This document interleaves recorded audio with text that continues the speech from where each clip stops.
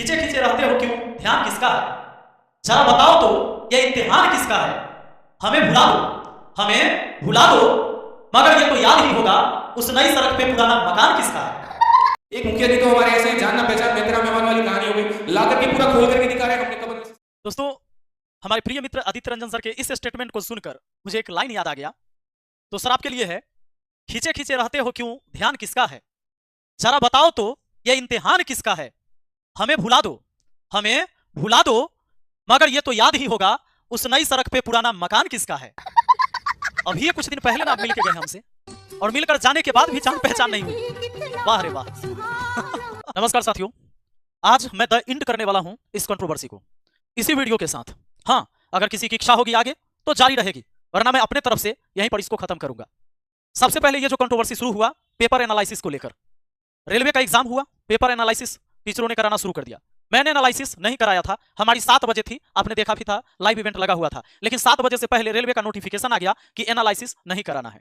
इससे पहले हमारे प्रिय मित्र आदित्य रंजन सर, जो गणित के अच्छे शिक्षक है, मैं आज भी कहता हूं अच्छा गणित पढ़ाते हैं, आकर इन्होंने जो बयान दिया और जिस शब्दों का इस्तेमाल किया सभी शिक्षकों के लिए जो एनालिसिस करवा रहे हैं, जैसे इनको लगा कि पूरे भारत भर के छात्रों को यही पढ़ाते हैं और ये अगर नहीं होते तो भारत से शिक्षा ही खत्म हो जाती।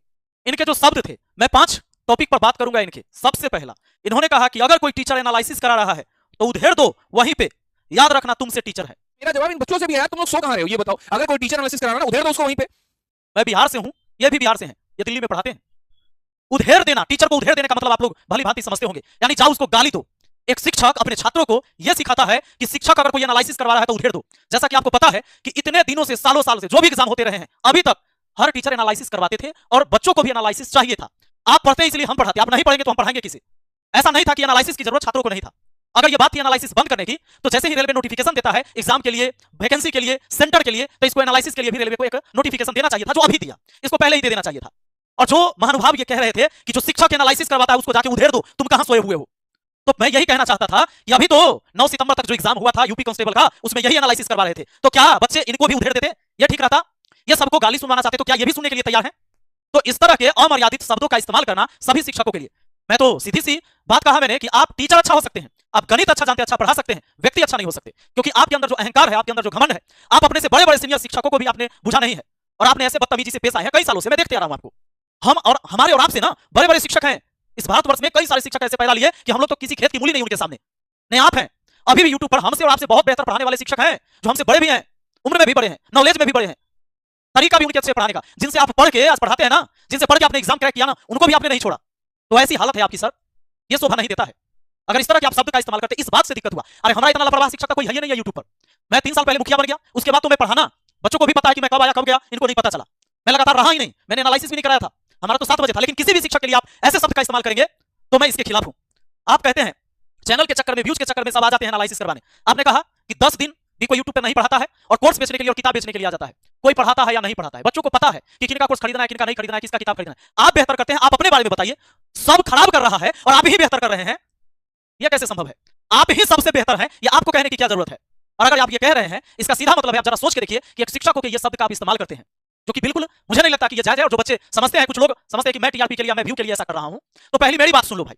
तुम्हें अगर ये लगता है, कुछ लोगों ने मुझे कमेंट भी किया था कि इनकी वीडियो का जो व्यू होता है, विपिन सर आप पूरी जिंदगी पढ़ाओगे तो भी व्यूज नहीं आएगी। मैं आपकी आंखें खोल देता हूं अभी 1 मिनट में, आ जाओ। ये है रैंकर्स गुरुकुल।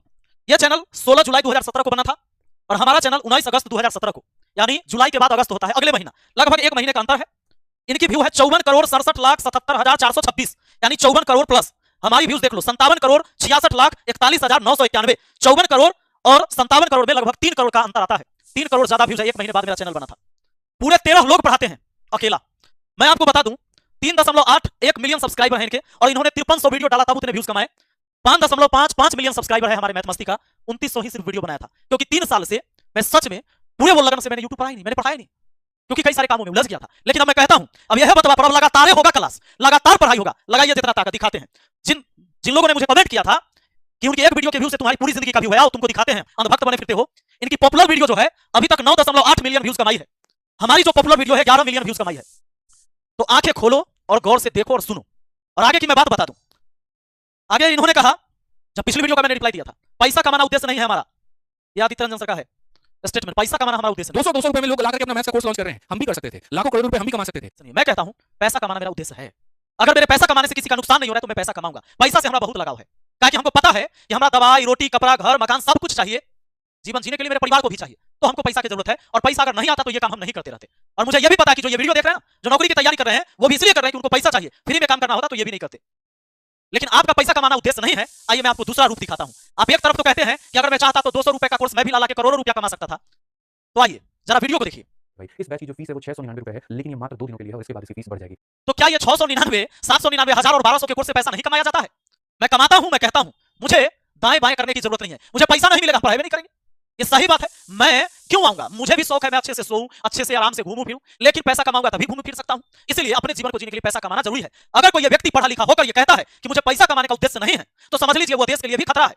क्योंकि अगर पढ़ा लिखा व्यक्ति बेरोजगार है, वो पैसा नहीं कमा रहा है, तो देश की आर्थिक स्थिति गड़बड़ा जाएगी जी।